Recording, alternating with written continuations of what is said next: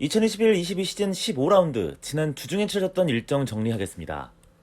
가장 먼저 치러진 경기는 아탈란타와 베네치아인데요. 아탈란타가 4대0으로 대승을 거뒀죠. 일찌감치 아탈란타가 승기를 잡았던 경기였습니다. 전반 12분 만에 2골을 가져갔거든요. 후반 들어서는 코프메이너스가 추가골을 뽑아냈고요. 파샬리치가 한 번 더 골을 넣었습니다. 최근 갑자기 다시 무서운 공격력이 부활하고 있는 아탈란타는 이번 경기에서는 5경기 연속골을 기록 중인 자파타를 아예 쓰지도 않으면서 4골을 기록했는데요. 그 중심에 파샬리치가 있었습니다. 이번 경기에 해트트릭을 기록하면서 완벽하게 팀 공격을 이끌었는데요. 그리고 이번 시즌은 부진한 모습의 무리엘은 이번 경기에서 어시스트를 2개나 기록하면서 좋은 모습을 보여줬습니다. 11월에 그야말로 미쳐버렸던 아탈란타였습니다. 11월에 치른 4경기 전승을 기록했는데요. 4경기에서 무려 12골을 넣으면서 공격력도 다시 확실히 살아난 모습을 보여줬죠. 그러면서 아탈란타의 가스페리니 감독은 11월 감독상까지 받게 됐습니다. 다음은 피오렌티나와 삼프도리아 경기인데요. 피오렌티나가 3대1로 이겼습니다. 이번 경기에 피오렌티나는 로테이션 멤버를 많이 활용했는데요. 특히 왼쪽에 니코 곤잘레스가 아닌 소티를 선발 출전시킨 점이 눈에 띄었고요. 최근 공격수들의 부진을 겪고 있는 삼프도리아는 퀄리아렐라가 아닌 가비아디니를 선발 출전시켰습니다. 그리고 거짓말처럼 가비아디니가 선취골! 놀라운 점은 이번에도 칸드레바가 어시스트를 기록했다는 겁니다. 요즘 진짜 미쳤습니다. 그리고 가비아디니는 이번 시즌 첫 골을 만들었습니다. 그러자 피오렌티나는 카에온이 동점골을 만들었는데요. 카에온 역시 이번 시즌 첫 번째 골이었습니다. 그리고 어김없이 블라우비치가 역전골을 만든 피오렌티나. 급기야는 소틸까지 쐐기골을 뽑아버립니다. 공교롭게도 이번 경기 마지막 골을 기록했던 소틸 역시 이번 시즌 첫 번째 골이었습니다. 다음 베로나와 칼리아리의 경기는 0대0 무승부로 끝났습니다. 한때 미친듯이 상승세를 타던 베로나는 최근 갑자기 주춤하기 시작했는데요. 정확하게 시메오네가 침묵하기 시작하면서 베로나의 부진도 시작됐습니다.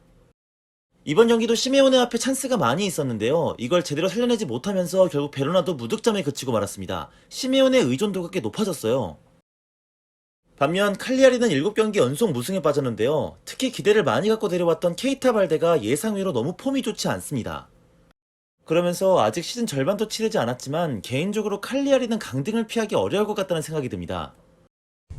아야 슬슬 오한마 준비해야 쓰겄다. 이번 라운드 4번째 경기는 살레르니타나와 유벤투스입니다. 유벤투스가 2대0으로 이겼습니다. 아무리 이번 시즌 더럽게 못하는 유벤투스라지만 그래도 리그 압도적 꼴찌를 상대로는 당연히 이겨야 하는 경기였죠. 무조건 나와야 하는 결과였습니다. 이번 경기 유벤투스에서 가장 눈에 띄는 점은 모이세 켄을 원톱으로 기용하면서 디발라를 2선으로 내렸다는 점인데요. 공격수로 기용돼도 아래로 내려가는 플레이를 즐기는 디발라에게 오히려 적절한 기용이었던 것 같습니다. 히트맵을 보시면 확실히 2선 쪽에서 편안하게 움직임을 가져간 것을 확인할 수 있는데요. 그러면서 오랜만에 시원하게 골도 넣었고요. 다른 동료들을 이용하는 2대1 플레이도 확실히 살아났습니다.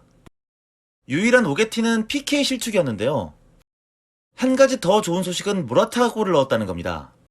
이번 시즌 최악의 부진을 겪고 있던 모라타는 9월 19일 밀란전에서 골을 넣은 이후에 거의 2달 반 만에 골을 넣을 수 있었습니다.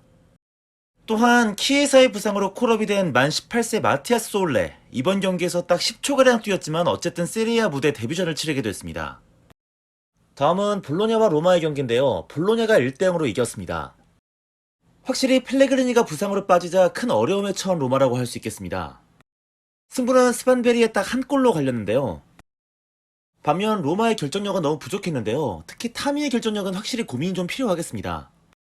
이번 시즌 골대를 많이 맞추는 불운도 있지만 기본적으로 슈팅 자체가 정확도가 많이 떨어지고 있습니다. 그렇다 보니까 계속 찬스를 날리는 경향이 있는데요. 하지만 더 심각한 건 부상입니다. 이번 시즌 역시 부상을 피해가지 못하는데요. 이번 경기에서는 엘샤라비가 부상으로 이탈하게 됐습니다. 거기다 다음 경기 인테르전을 앞두고 큰 악재가 또 발생을 했는데요. 이번 경기 옐로카드를 받고 타미와 칼스도르프가 경고 누적으로 출전하지 못합니다. 다음 인테르와 스페지아는 인테르의 2대0 승리로 끝났습니다.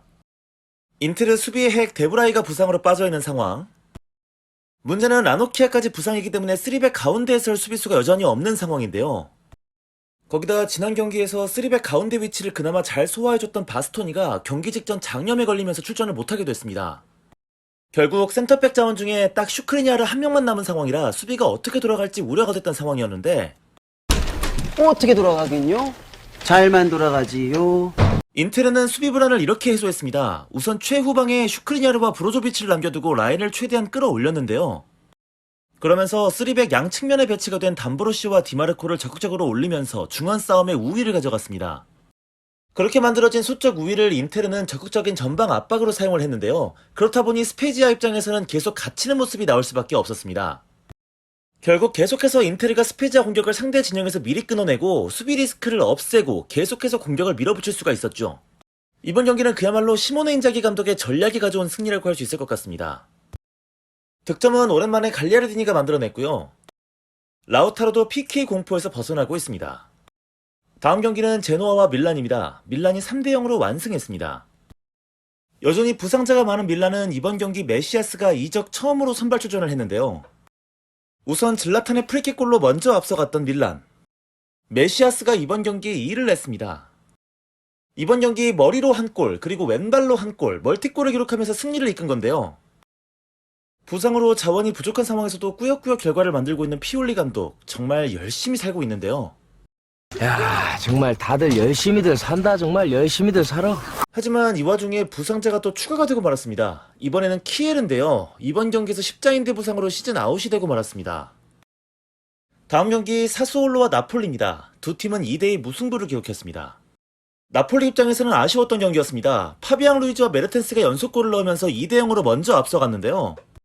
스카마카가 따라가는 골을 만들더니 페라리가 결국 동점골까지 만들어내고 말았습니다.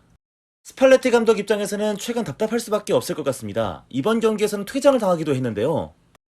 답답할 수밖에 없는 게 부상자가 너무 많죠. 일단 오시멘이 부상으로 빠져있고 이번 시즌 나폴리로 와서 곧바로 중원의 에이스가 돼버린 앙귀사도 부상. 그리고 이번 경기에서 부상자가 더 추가됐습니다. 일단 인시네가 부상으로 빠지게 됐고요. 이번 경기 골을 넣었던 파비앙 루이즈가 역시 부상으로 빠졌습니다. 그리고 여기서 끝이 아닌데 쿨리발리까지 부상입니다. 쿨리발리는 약 한 달 정도 경기를 뛸 수 없게 됐는데요. 이번 시즌 공짜로 주워왔던 주앙 제수스를 이렇게 많이 보게 될 줄 몰랐네요. 당장 다음 경기부터 주앙이 뛰어야 하겠습니다. 다음은 토리노와 엠폴리의 경기입니다. 두 팀은 2대2 무승부를 기록했습니다. 벨로티가 부상으로 빠졌기 때문에 토리노가 공격적으로 어려울 거라 생각을 했는데 상대 수비 실수를 틈타서 전반 10분 만에 포베가가 선취골. 그리고 5분 뒤에 피아체가 추가골을 뽑아내버립니다. 그런데 이 경기에서 중요한 변수가 하나 발생을 하는데요. 엠폴리의 역습을 신고가 파울로 끊어내는 장면이 있었는데 VAR을 통해서 전반 32분 만에 퇴장을 당하게 된 겁니다. 토리노로서는 완전히 어려움에 빠질 수밖에 없었죠. 결국 시모네 로마뇰리에게 한 골을 내주고 라만티아에게 동점골을 내주고 말았습니다. 그래도 토리노 입장에서 한 가지 위안거리는 벨로티가 부상으로 빠졌지만 피아체가 부상 복귀 이후 첫 골을 뽑아냈다는 점 정도 되겠습니다. 이제 이번 라운드 마지막 경기입니다. 라치오와 우디네스의 경기는 4대4 무승부로 끝났습니다. 라치오의 루이스 펠리페가 직전 경기 경고 누적이 되면서 이번 경기 출전을 할 수 없었는데요. 그러면서 이번 경기는 파트릭이 출전할 수밖에 없었습니다. 어느 정도 수비 불안이 예고가 됐었죠.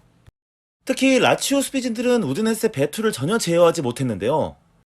전반 17분에 가볍게 선취골을 내줬고요. 15분 뒤에 추가골까지 베투에게 허용했습니다. 기본적으로 라치오 수비진들이 베투의 스피드를 따라가지 못하는 모습을 보였어요. 베투가 그렇게 엄청나게 빠른 선수는 아닌데 확실히 라치오 센터백들의 기동력은 앞으로도 문제가 좀 될 수 있을 것 같습니다. 일단 임모빌레가 한 골을 만회했던 라치오는 몰리나에게 골을 내주면서 3대1이 되고 말았습니다. 근데요, 라치오의 저력도 굉장했습니다. 3대1에서 페드로가 한 골을 넣고 밀린코비치 사비치가 동점을 만들더니 급기야 아체르비가 역전을 성공시켰던 겁니다. 하지만 99분에 아슬란에게 동점골을 내줍니다. 라치오로서는 아쉬웠던 것이 파트릭이 57분 만에 퇴장을 당했다는 점 되겠고요. 우디네스 역시 아쉬웠던 것은 수적 우위를 가져갈 수 있었는데 얼마 지나지 않아서 몰리나가 퇴장을 당했다는 거였습니다. 이번 라운드 정리는 여기까지입니다. 제가 이번 주에 좀 바쁜데 최대한 빨리 16라운드 영상 업로드할 수 있도록 해보겠습니다. 감사합니다.